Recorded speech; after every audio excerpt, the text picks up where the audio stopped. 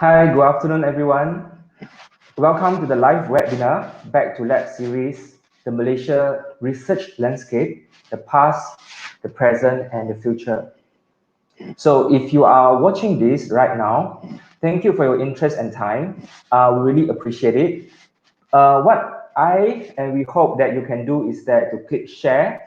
Also, if you are watching on Facebook, just click share. You can share it to your stories. You can share it to your page, your Facebook wall, and so on and so forth. And do ask your friends or your colleagues to come and watch this live webinar. Okay, so if you are postgraduate students that you are actually in the lab and you are taking a break, thank you for your time and interest. So do ask more of your friends to come and join us, okay? Why? Because we have the freebies from Merck waiting for you. So what you need to do is actually go to the Merck Life Science Malaysia Facebook page, Merck Life Science Malaysia Facebook page, as well as the Young Scientists Network Academy of Sciences Malaysia, YSN Facebook page, and you will see our live webinar poster. Okay, there's a link there. What you can do is that you can register yourself via clicking on the link, and then you put in your details, your names, and so on. And we will handpick some winners to get the freebies from Merck. Okay, so please stay throughout the whole session for our exciting content to be shared later.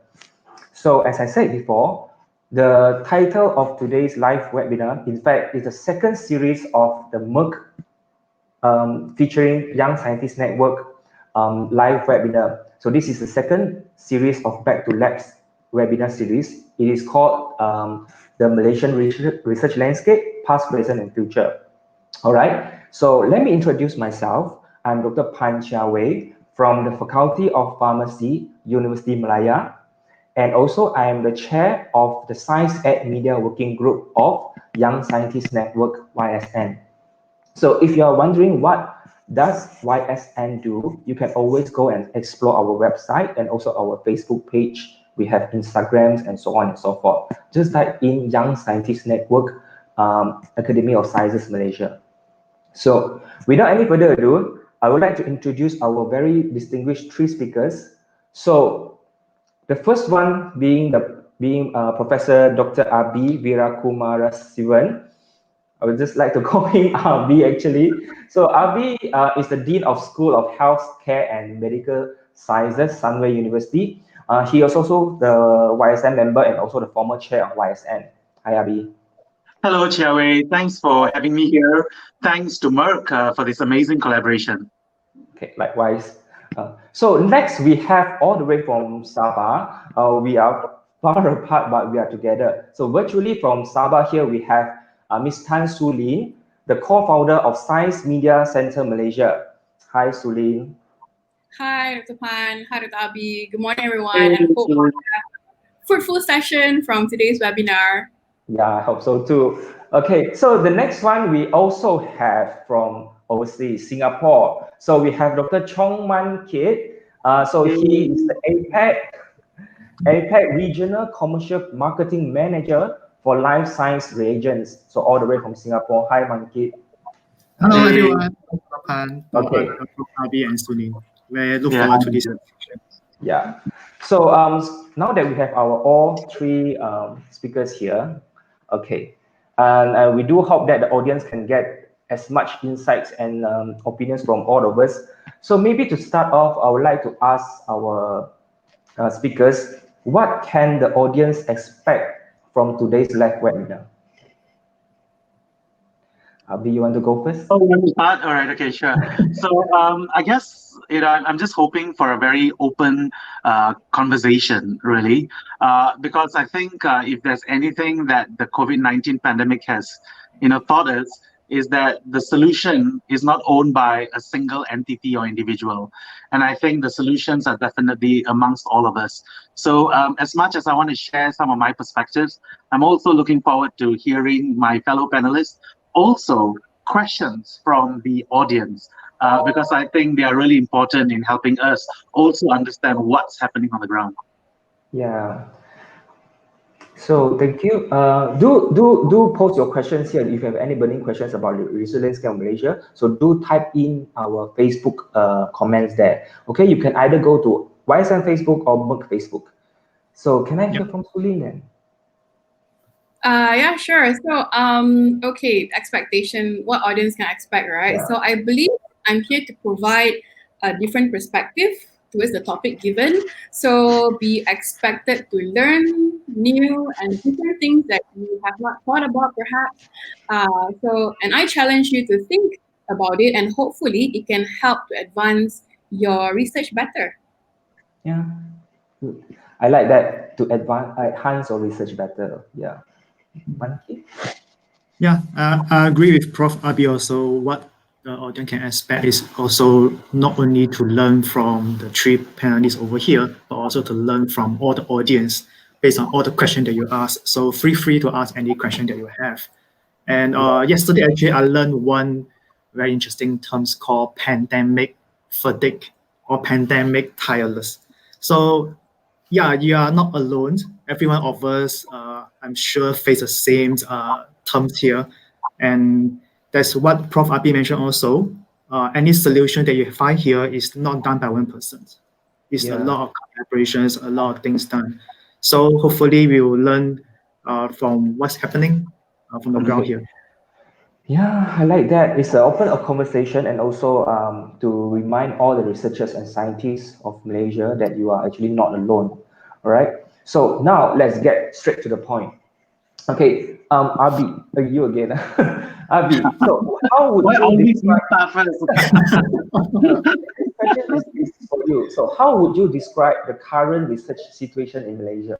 Oh, wow. Okay. So again, I think everybody's experience is quite different. But I think Yeah. for most part, if you actually just wanted to focus that question for the last, say, 8 months, with the pandemic, and for many of us who are in Selangor or Kuala Lumpur or Putrajaya or in East Malaysia, what can I say? Work from home, and what kind of research output are you going to expect us to produce? So I think it's something that I feel that we really got to think a little bit more about, to this question of what is the current research situation. I think number one, I just want to this a plea to anyone listening that might have some influence, is that they have to start treating research not purely as an educational or typical teaching and learning, but actually research is also not a hobby, but research is an enterprise. And just like how the government is concerned about the economic performance of all the other types of enterprises out there, I think this blanket closing of research labs, that it's really disrupting our postgraduate students from continuing their research, or even the grants that we have been given to actually achieve the goals of research is truncated. So for me, I think the first situation that we are finding is that even what is research in Malaysia and what is our identity and our purpose, I think it's really changing. On a more sort of broader sense, this is independent of what happened, when the pandemic hit us. I think we can also be proud, though, when you think about the research landscape in Malaysia.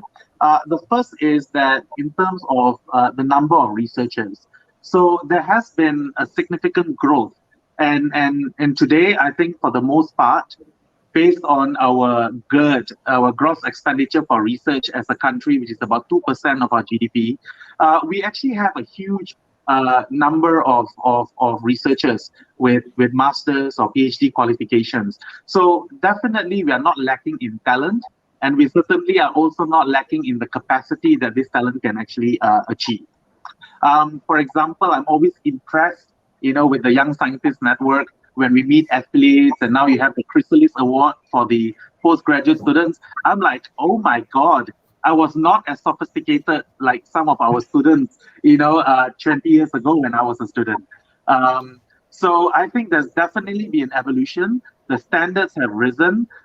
We are definitely at an individual level more competitive. But with the same thing, and I think this is where the stresses and the tensions are coming, because maybe our funding or traditional funding systems, such as your Ministry of Higher Education grant or your Ministry of Science, Technology and Grants, they haven't increased at the same rate as our capacity to do research.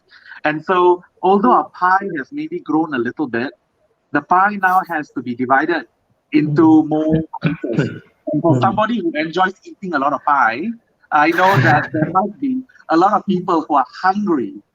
And I think this is something that we need to find a solution for, because the limitations of our research should not be the limitation of our economic or physical resources, but if anything, it should just be limited by our own ideation. We should be able to realize our full potential. And finally, if you want to talk about the research thing, like I said, I think this is what I feel, that actually this whole pandemic situation, this whole financial stresses are also not such a bad thing, because we have a vibrant, we have a diverse scientific community that we can be proud of. But perhaps all these stresses that we currently face is what we really need, so that we evolve, so that we become the kind of scientists that the world needs. Yeah. So I'll end at that for now. Totally agree. Yeah. Well, I like what you say, like independent of what the pandemic has on us. So independent of that, we don't talk about the pandemic. Actually, Malaysia has a pool of talent. Like what you say, like when I was an undergraduate, and compared to the chrysalis finalists now, that we are really impressed on their level and things like that. And pandemic is not a bad thing. It sort of like prepared us to evolve ourselves even further. All right, thank you for that. Very insightful. And for Su Lin, from the media perspective, what is your impression as a former journalist, co-founder of SMC Malaysia? What is your impression towards the current research situation? Yeah, sure. Let me just put it out very bluntly, right? Because, Dr. Keat is a safe space to talk about anything. I would say scientists are very much respected, but truth to be told, in the general public, we don't really understand much about what actually the scientists do or what actually goes on behind the labs. In terms of media perspective, yes, we know that, yes, we have brilliant scientists, but as I said, we don't really know exactly what really goes on, what really happened, or maybe the latest research, unless, for example, the media or the journalists themselves use their own network to reach out to scientists. And you also must understand how the fast-pacedness of the newsroom work is that reporters have to juggle with so many news, so many topics to cover in a day, and sometimes, and most times, I would say science and environmental topic are always on the back end. This general lack of science communication, on environmental communication, and just the lack of science journalists and science communicators in Malaysia is quite lacking. Yes, we do hear more about research coming up on the surface these days due to COVID-19, but as I observed in the past, there's not much. And this is coming from someone who is already covering about science topic and environmental topic. Find that there's a huge lack. Imagine those who are not a reporter or those who are not specialized in science or environmental topic, even more so, like they are completely quite detached to this topic. And I feel that the universities kind of need to take on an active role, not just universities, but yes, policymakers and people on top in terms of communicating their research. Some universities are very active, but mostly are not. This is based on my observation and my experience. And for example, just give you an example. For example, there was recently a very interesting story about the latest innovation, PPE for COVID-19 protection. But how this story came about is because the reporter themselves had to reach out using their network with universities that then discovered the story. So imagine the reporter don't have that network with the university. So in short, media don't really have accessible access to this information. So I really hope that in the future we can somehow meet somewhere in the middle. Like I like what Dr. Abhi said, scientists need to evolve, right? Perhaps this platform we can learn how to explore this aspect and also probably think ahead about using social media tools of the 21st century, scientists can create very, engaging, persuasive content that can reach a large audience very quickly to tell, the diverse and colorful stories behind the science, and the researchers who actually carrying them out. So I hope that explains the perspective from a science for a media background, that there's a lot to be done at this moment, but there is improvement that because of COVID-19, but more needs to be done. Yes, thank you, Su Lin, for your bluntness. But anyway, this is what I'm the Science Ed Media Working Group of Young Scientists Network, and also Science Communication Working Group of Young Scientists Network. We are actually very engaged and passionate about science outreach and science communication at science media. So how do we combine reaching out the scientists, the visibility, the research output to the community? So that's what actually YSN is on the right path to work towards that. Just that it's lacking in a way lah. So, but this pandemic is definitely a wake-up call. I agree with you. So, to Man Keat, so you have worked with many different APAC countries. So, do you observe the same changes in neighboring APAC countries?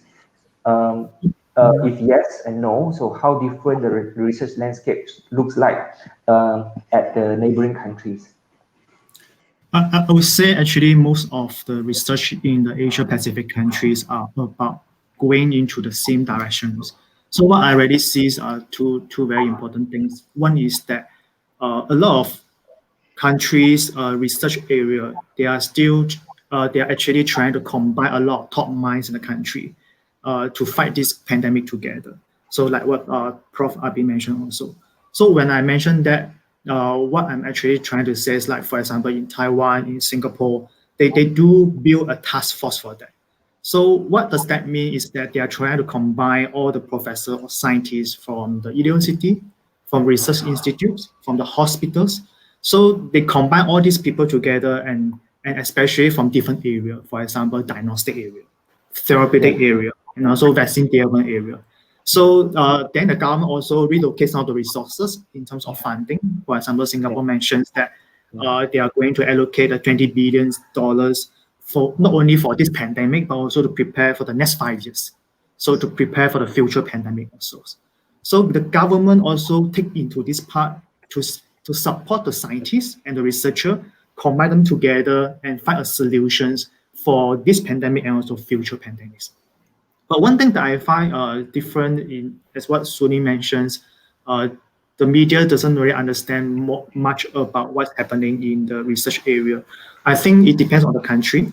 Like in Singapore, for example, in NUS, in NTU, they do have a lot of media exposure of what's happening in the institutes. I think they do have a specific team, because researcher, we publish paper, and that is very technical. So there's a communication team and try to make it more layman terms so that the community can understand what's happening in the research area. So what I see is that not only a newspaper, also sometimes the social media like LinkedIn, they do post like what are the latest findings related to COVID-19, what are the new development, what are the news discoveries from this research. So I do feel some of the institute, they have such teams to have more exposure to the public, what's happening in the institutes. So depends on country. Some is really very silent, and some actually are quite exposure is quite high for us to really understand what's happening. Even for example, Australia, when there's any collaboration across country, they even publish that as well. It's very transparent for some countries. And not only that, I do find that during this pandemic, there are two things that I observe may also confuse to the scientist community. One thing is more and more publication published within a very short time. And if Prof. Abhi can also mention, tell us more about that. There's a lot of for publication, a lot of peer review journals. So right now there's a lot of online publishers. There's lesser peer reviews contents that's published in a very short times. So how many of them are actually reliable? That become a question to a lot of us as well. So for industry, we would like to have more collaboration with the scientists because that is the most accurate information that we can understand, rather than just reading all the publication in the website. So I think that is one things that changed due to this COVID-19. More and more publications are in the space, and some we do not know whether there's any good peer review or not. The second thing is about digital. So more and more things are going through digital also. Not only the students have to learn about more digital stuff, even commercial industry, we have more things we have to go through digital. So even there's a joke happening and say that who is the best person to have this digital transformation in the company. So it's not the CIO or CTO, but it's the COVID-19. So I do believe that, because a lot of digital transformation happening in the industry. Yeah, thank you. So very interesting about this digital transformation, and you mentioning about NUS, NTU, they're really working out, do all out to actually increase the research visibilities, and also you mentioned about the Australia and things like that. Good. So back to you, Abhi. So we always talked about, to all the speakers, we always talked about new norm. And what do you think the researchers should have in themselves, the new responsibilities, and how the researchers should pivot in response to the current change of environment? Yeah, great questions, and I just want to echo again what Su Lin and Man Keat just now mentioned, right? I think as the pandemic, has really put science in the spotlight. I mean, I don't know how many of you, were excited, but when I hear, the Minister of Transport, Wee Ka Siong, talking about real-time polymerase chain reaction, I got very excited. Yes. Not interested in the current political stage, but really excited that science is actually in the front pages of the newspaper. But with that, there's actually greater spotlight and there's greater responsibility, right?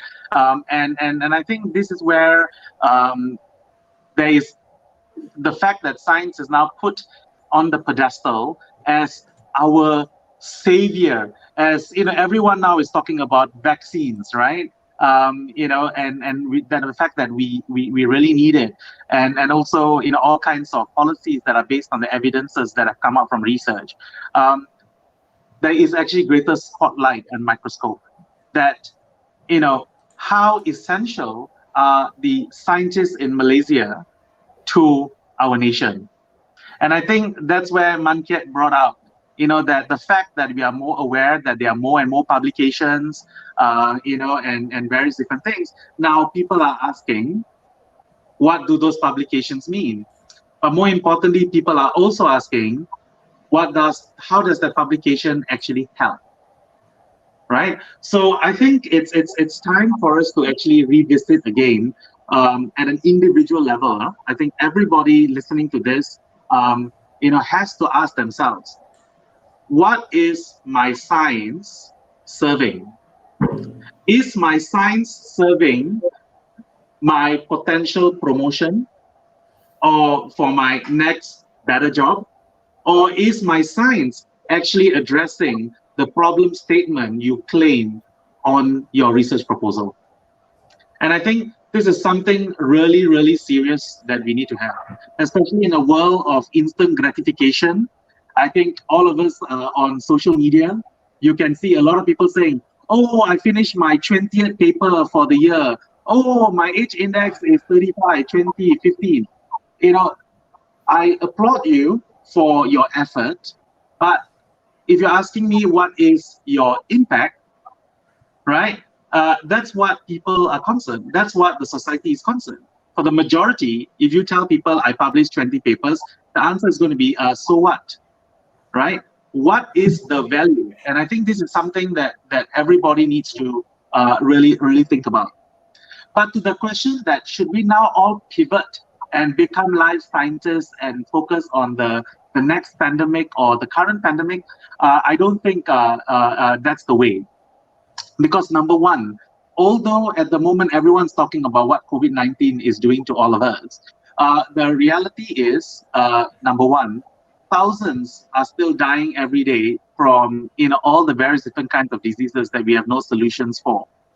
When I think about 15,000 under 5-year-old kids die every year for a myriad of reasons, including access to food, and proper nutrition, even in developed world, is shocking.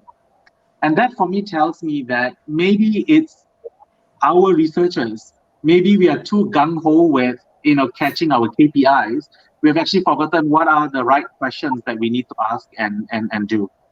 So I wouldn't say that you need to pivot. If you are working on a really interesting problem that you care so much about, then whatever that's happening with COVID-19 should not pivot your passion, right? Also, although Mun Keat rightfully says that this is the time of digital transformation, we need to reskill, we need to upskill, but all of us have certain expertise. That's what makes us great scientists. Yeah. So sometimes you also have to answer the question which you can best answer. Don't go and try and answer a question that you're not good enough, and then it's mediocre work anyway. And also, the next one is opportunities too. You have to be realistic with what you actually have. There's no point trying to say that I'm going to find the next COVID-19 vaccine with a 30,000 ringgit grant, right? What are you going to achieve from this? So you also have to look at what are the opportunities that are out there, and this includes how might we collaborate with the ecosystem around you. And this brings back to the question that Chia Wei, sort of alluded to, which is now going back and being humble enough. What is your impact? And having had the opportunity to sit in various different ministries, grant funding bodies, and also international organizations, I realized that even though you as a scientist have become extremely relevant, the expectations as a scientist is also higher now. So you are expected not only to be relevant, but you have to reach out to your stakeholders. So if you are working in a particular area, say, I want to, improve the yield of coconuts, plantations in the country, before you even submit a research proposal, you have to go out and actually engage the coconut farmers, the relevant ministries and policymakers to truly understand that actually, is it that you need a new strain of coconut, high producing plant, or is it that there are other things that needs to be reconsidered? And it's the same thing with finding the cure of cancer or identifying certain subtypes of cancer. You have so many research projects that are screening all kinds of different things. But when are you going to actually take that screened drug to the next stage? I noticed that a lot of people, after their screen and they found this is a very effective tool, sort of drug, then the next part of the project is to go and screen another group of compounds rather than taking it further. And this is where actually Malaysia is stuck. If you actually look at the Science Outlook 2017 report by the Academy of Sciences Malaysia, and although the new Science Outlook report is going to come out soon, one of the biggest things that they found very different in the Malaysian ecosystem is that although most of our research is actually based on potential applications, about 78% or so are still stuck in what is called applied research, which is I'm going to try and find this potential value. And the end of your proposals or the end of your articles are usually, this has a potential tool, potential utility, potential application. And compared to more developed research ecosystems, the majority of the research is, not majority, but at least more of the research is in what we call as experimental development. Experimental development is also applied research, but this is applied research that is ready to attract more commercial and industrial interest. And that was identified as one big gap in our current Malaysian research ecosystem. And I know that the majority of the ministries are moving in that direction as well. So if it's one thing that you need to prepare, it's not all of us to go and work on COVID-19, but actually make sure that all of us are doing research that will ultimately resolve that potential application, so forth.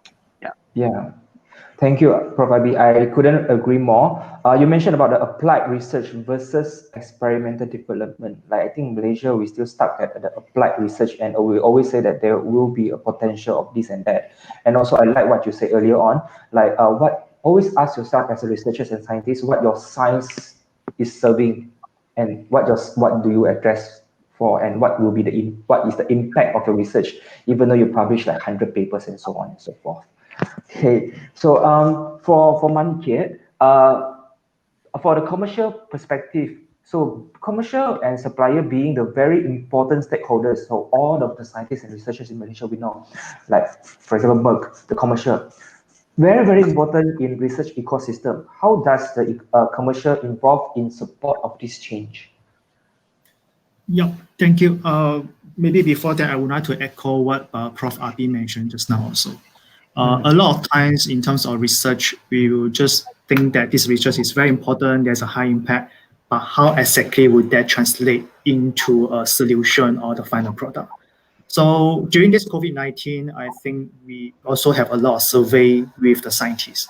So especially those involved in vaccine development, because those are very important. It's the preventions of a pandemic, right?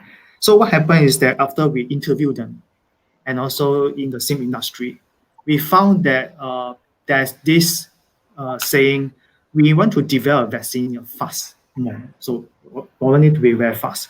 So how can we actually develop in a way that I can develop a vaccine from R&D stage, and then we can upskill it, and then we have clinical trial, and then we can give it to the public. So how can we shorten all these things? What are the bottlenecks? And at the same time, without compromising the safety and the regulatory. So this is a very huge challenge and topic discussed among the scientists, industry, and regulatory part. So one thing we found that before even the R&D start, so there's a very good opportunity for us to collaborate with the industry. So for example, we have the experience about upskilling. So when you want to produce a high amount, like 2,000 liters of cell culture media, what are the things we need to think about? So when the scientists develop that, what should be the media to use? What should be the way to purify the chromatography columns, everything? When you upskill it, that will determine what we should do actually, even when you're doing the R&D step here. So after we realized the gap and what is needed in the market during this COVID-19, we started reaching out to a lot of vaccine developers, and also those working with therapeutic, for example, monoclonal antibodies. For example, we have one case in Singapore here. They said that, okay, we have the monoclonal antibody that can be used as a therapeutics. So straight away, we reach out to them and say, okay, so is it the stage they're going to upskill? So have you considered all these things? We can help you with the process development. So that is where the partnership started. So not only that we actively reaching out to the scientists, but also scientists also need actively reaching out to us. Like we are developing this one, we need a method to do the purification, for example, what can you help us? So we start the discussions.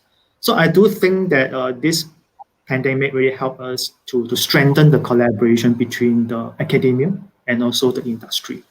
In some countries, it's more obvious, but in some countries, still do not hear a lot of news yet. But I do hope this can be across different countries to have more collaborations. And what Prof. Abhi mentioned just now also very true. We need to know our expertise.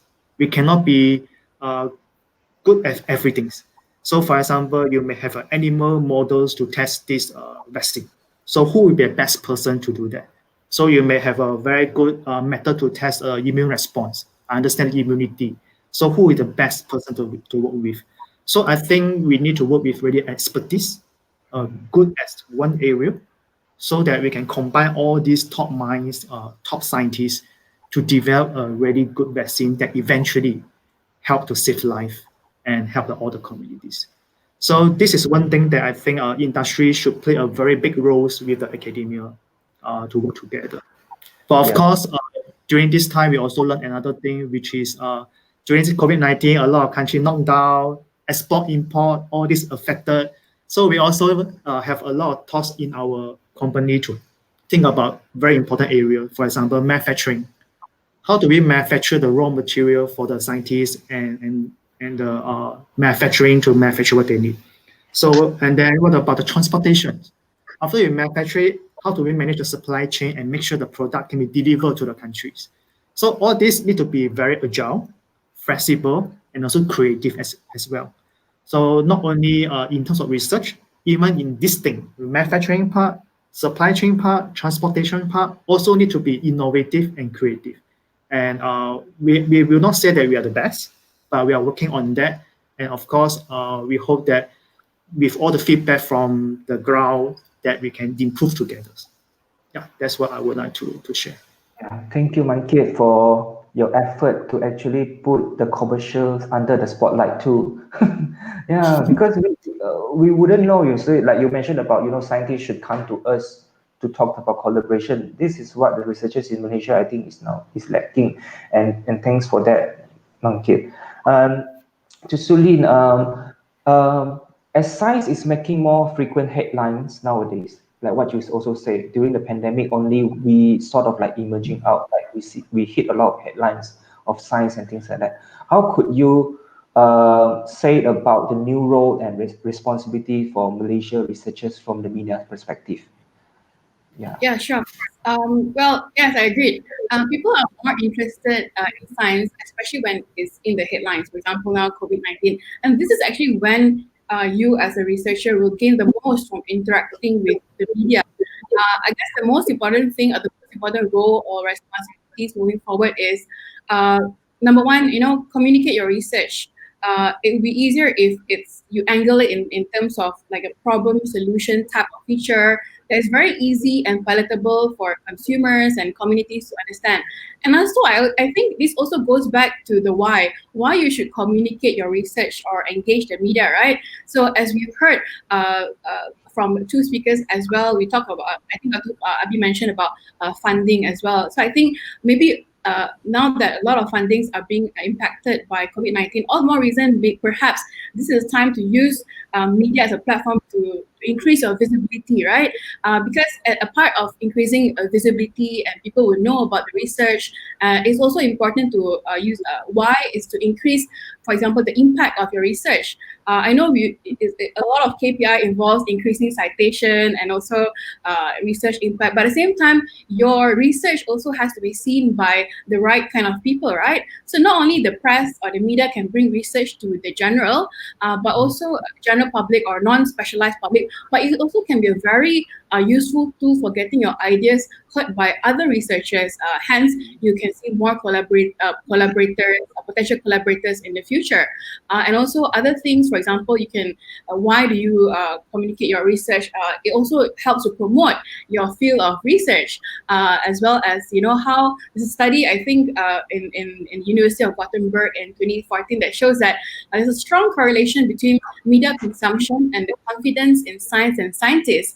And it shows that people who read newspapers at least 3 times per week have more confidence in science and scientists than those who do not read the morning paper on a regular basis. So this shows that the positive perception of science research, that in turn can be a knock-on effect in terms of attracting people into the industry, and also help support, the researchers bid for future funding. Funders probably, could be more influenced by the media profile of researcher when considering an application, right? And I think the other point that I think is most important for me is why do you communicate your research is to give back to society. In this age where there's a whole lot of especially in the pandemic era, there's another term they call infodemic. There's just too much information out there, misinformation, disinformation, and fake news. How do you help the community see through all this information that they can help or better understand, for example, COVID-19 with evidence-based information and evidence-based data. So there's a need more than ever now for evidence and expert voice than before. So, and then another case of for example, this example of the Science Media Center, when we first launched it, is because I realized there was just so many questions about the COVID-19 pandemic, there were very little answers, and there were a lot of information that were going through, but it was often one-sided. It was mostly by the authorities, by the politicians, but we don't hear much from scientists, which I felt there's a lack of the evidence-based reporting at one point. But then obviously it improved with time. But what I'm trying to say also, as the public themselves, they themselves are hungry for this information because there are so many questions unknown. So you can see there's a lot of interest in this topic is because during the first, the Science Media Center was only launched in March at the height of pandemic, and within the first month of launch, we had 15,000 viewers who actually searched for information. And how we actually with the scientists with whatever topic that was viral, we actually with the help of YSN and also with ASM, we get experts to comment on the topic, and these are able to help the public to better digest the topic, and they themselves can see, oh, these are the scientists who are giving the evidence-based information. So this is the truth. So this help them make informed decisions, and help them be more better. Help them, give them the right tools to sift through all this infodemic and the fake news and whatnot. And I think the other case of especially for publicly funded research, why you should engage is because this media coverage provide a key channel to, for example, inform taxpayers of the result that they indirectly support those who publicly funded research. So these are very important things to reflect on.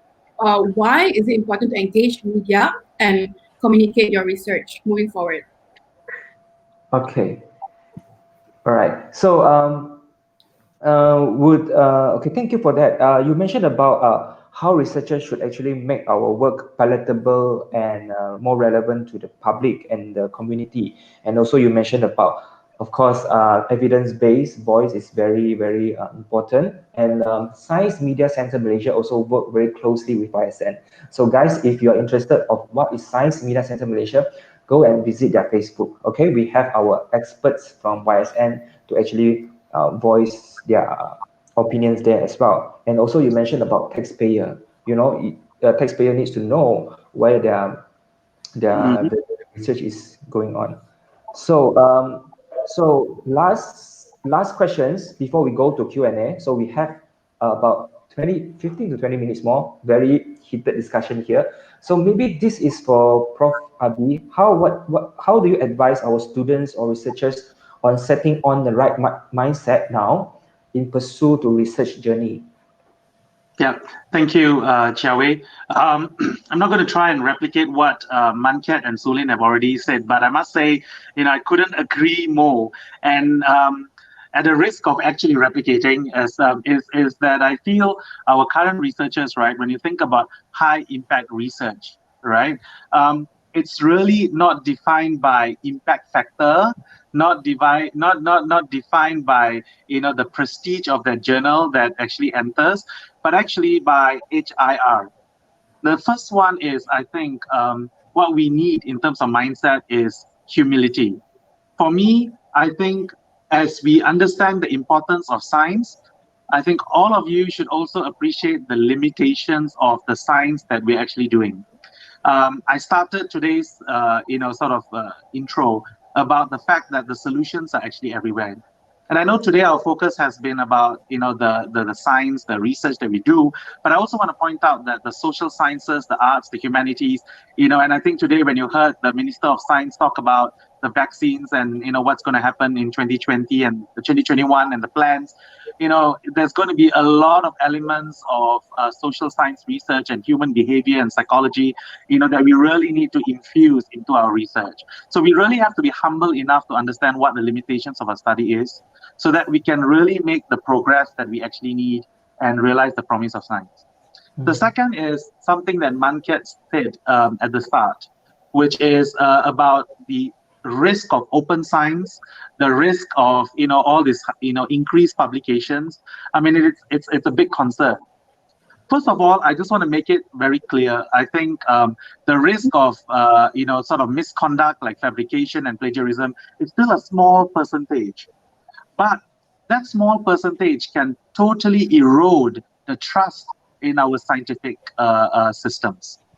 But it's not just whether people intentionally make bad decisions in science, but there are also a lot of unintentional things that we do, from the way we collaborate, the kind of utility of science, the intention of the science, and I think that is really, really something that we need to think about. The I, which is the integrity of the science that we actually do. And I feel, in terms of mindset, if we don't calibrate to make sure that our moral compass is defined for science, for humanity, and not science for scientists, it's going to be a huge concern. And the third one is what Su Lin mentioned, which is about really making sure science is extremely relevant. And I just want to just give a story about a researcher in Sunway University, Dr. Chong Mun Keat. When he was first reached out, to contribute to SMC, he was a Science Media Center. He was like, oh my God, I've never done this, and what have you. But after just doing one piece with SMC, I can see that he's more confident. He's like, oh my God, I actually have a social responsibility, beyond just the experiments that I actually do. So the third change in the mindset is that you have to be relevant. So for example, when you're engaging with industry, your first question is not how much industry want to give me, what grant they want to give me, but actually you got to think, how am I going to solve the industry solution or problem? How am I going to provide a solution to the industry so that the industry will then give me the money that I need for my own work? And I think so we have to change that. So it's HIR, being humble enough, having the integrity, and actually making sure that you are relevant before you ask other people what you can do for me. I like that. HIR is humble, but integrity, and also relevant. HIR, not high impact research. That together will give you a high impact research. Right. Very good. I like this open discussion so much, and actually we are flooded with a lot of comments and questions from the Facebook, but probably we just limit to 2 questions because we only have like about 15 minutes more. So can I have the first questions, please? Okay, so we have this question. So Natasha from UITM Sungai Buloh, she asked, what are the possible ways to encourage linkage between industry and academia in future research? So I think Man Keat has already touched base about that a little bit. Perhaps Man Keat, you want to address it? Sure. Maybe I can build on that as well. There are many ways to encourage this linkage here, but of course it should be from both sides. So one thing is that what we know about what you are working in the academia is through publications and also through some of the social media posts that we heard. But sometimes a lot of things that cannot be published without the concrete result. So sometimes it could be confidential. It may be related to patent as well. So when that happens, please reach out to us that we can actually have a confidential agreement to sign first before we discuss more about more in details. So for us, when we know it, we will go approach you to discuss more on that. But at the same time, we should also encourage more discussion between you and us. So it should be from both sides. So one thing I can share with you is that, for example, in Indonesia, we do have such collaborations happens. For example, Ekman Institute in Indonesia, so we do have some donation as well to help the researcher over there to develop vaccine and also some solutions to this COVID-19. So that happened because of the relationship and also of the research, the active research that's happening over there. So we know what they are working on, and we know how we can contribute to them. So it's not only on one area, but it's a multiple area. For example, a diagnostic part, therapeutic part, and the vaccine development part. So we are quite active in all 3 parts here. So okay, we have lost Dr. Abhi. Right. Okay. Can I have the second question, please? Okay. This one also from Natasha, how to overcome the fear in science communication. Maybe Su Lin, you can build on that and address these questions. I mean. Okay. Firstly, I think there should not be fear in science communication, right? And I always believe where these fears stem from is usually it's not so much fear of science communication. It's probably more so people fear of the unknown, right? Just as what Dr. Tommy had relayed to Dr. Abhi, saying that after he gave comments to the Science Media Center, he said like, it's not that bad, and he felt good. So it's more so about not knowing what to expect, is more of the fear.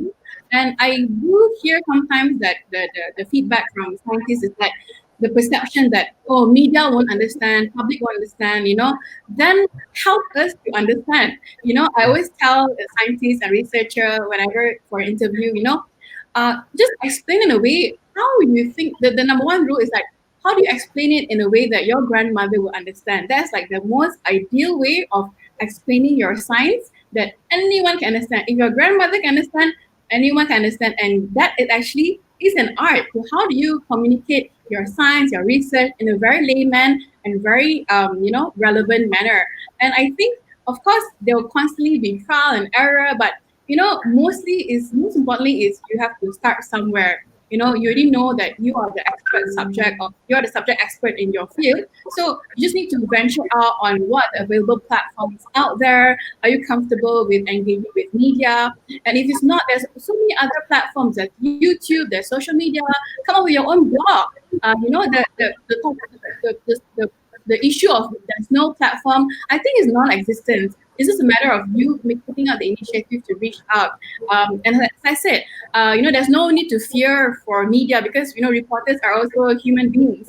You just need to help us to understand you, help us to help you, basically. That's what I always say to, scientists and researchers. There's no need for fear because at the end of the day, if you get the media to understand what is your role and why do you want to communicate your research because it impacts the community, all the more reason the media is on board because they want to help to connect that, because at the end of the day, media represents the public and it's a public interest to know what researchers are doing in their labs. So I think no fear of science communication and always practice makes perfect. Yes, I agree that no fear for science communication. YSN, we are actually preparing the platform for researchers to voice out their research. So do explore what YSN is and do learn about YSN, and then we will actually provide a relevant platform for the researchers. Do keep an eye on that. So actually, I was looking through the questions from Facebook. So we have Prof. Chia Wei. Hi, Prof. from UPM. He also asked about how do we increase the collaboration between commercial and also academia. So I would like to add one more point, maybe before we pass over to Prof. Abhi, is that in Merck, we have initiated one thing called a pandemic preparedness grant. So if you go to Google and search pandemic preparedness grant Merck, you should be able to find that. So that is one way to encourage more of the scientists like you to approach us, submit a proposal, and see how we can support you and work together. Okay, so take note, guys. Go and search what Merck COVID-19 what pandemic preparedness grant from Merck. Okay, so perhaps we can only take one last questions. Okay, one last questions. Can we have? Oh, we have Nadia. What are your thoughts to all the speakers on the increasingly challenging career pathway for biomedical postgrad students? How can we better prepare them for a better career outcome? Anyone? Okay, yeah, sure. I can add that. Yeah. So I think the preceding question from my very good friend, Professor Chia Wei from UPM, and now a very good question on Nadia regarding the career pathways is again this tension that I talk about, where we know how important it is, but if it's so important, why am I not seeing that many job listings in the newspaper, right? Why am I not getting the industry to my doorstep saying, please help me? All right, and I think there are some realities that we also have to be aware, right? First of all, of course, we had this, biotech, sort of plan, during Tun Ahmad Badawi's time, and that, sort of created an awareness about the importance of biotech, and there was, of course, the revolution, in terms of development. But if I'm being very honest, the industry, the biotech industry in Malaysia, did not reach the levels that we were probably hoping, of the proportions of Silicon Valley or, whatever it is around the world. And this is reflected, for example, about 78% of our researchers active researchers are actually in the higher education sector. And this number is huge. In more developed countries, you actually have more researchers in the business and the industries. And that is because the majority of the industries in the country are either small or medium size or even nano. So they don't do as much research. So one of the things that we are hoping, and both the Ministry of Higher Education and the Ministry of Science have been starting to invest on actually, and some of us researchers in the universities might complain, why is it that you got less money now for us to do research in the university? But that's because the sum of that GERD is now shifted to stimulate the industry to come out with questions and to find ways, maybe a matching grant or what have you. So the first thing is you must go and search for the opportunities. Go online. So I know Mosti now has got 10 boxes. Like at Sunway, we have Makers Challenge and IT Challenge, and also looking for the next, entrepreneur answering questions in good health and well-being. So you have to find those opportunities. The second one, I kind of mentioned it already, but Yo Queen, we need to create a generation of researchers, right, who actually, when they come to seek for collaboration, it is not for themselves, but actually they genuinely want to solve the problem of the industry. And I think it's that mentality and having that empathy to understand what the other person needs rather than knowing exactly what you need. Okay, so for me, and that comes with good communication too. One of the cornerstones is empathy. And I think if both parties can actually become more empathetic, and then you have those facilitations, including reduction in bureaucracies, there will be more. Now to the question of, Nadia, I think one of the problems that, in the past, the way we train our researchers is, you are doing a degree. Then if you don't know anything else what to do, okay, you do a master's. If you're still not sure, then do a PhD. And then after that, you become a lecturer. And I must say, people like myself benefited from this at that start at some point, although I kind of knew what I wanted to do, which was genetics. But I had a very clear trajectory. So even when I was at Cambridge, I was not looking for anything. I no need to upskill myself. I just have to finish my PhD. I come back, I have a job. But over time, I realized that, actually, that's not enough. We always think that our degrees define ourselves. But as we talk about relevance just now, look at Su Lin, right? She's a chemist, and then a journalist, and now, pushing on into all kinds of different areas. What you need to know, Nadia, is that your PhD provides you with a skill set and a level of qualification that puts you already at a very high level. But you need to upskill and redefine and define yourself so that the job market wants you. And so you have to discover yourself. You have to know what your strengths are, and to then fit into that. The jobs of tomorrow is not going to be waiting for you to just roll into, but you actually have to knock the door and actually go in. What you have to understand is that biomedical science is going to be a solution for the future new normal world. So you definitely have those opportunities. It's just that those opportunities are not calling you, but you have to create it and then take it. Yeah, good one, Prof. Good one, Abhi. I really like that. So knock on the door, and try to find your strength and fit in. Okay, good. So we are not taking any more questions. So even though the questions are flying in, okay, it's okay on that. Talking about the career, so we have actually the third series of YSN Merck webinar, and also the third and final round of live webinar tentatively in December. Okay, the topic is gonna be on the career in science.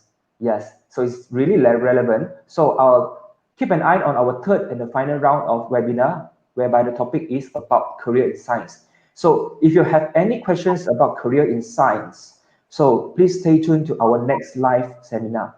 All right. So before we go, since that I have three of you here, can I ask you to state one wish for the researchers in Malaysia? or for the research landscape in Malaysia?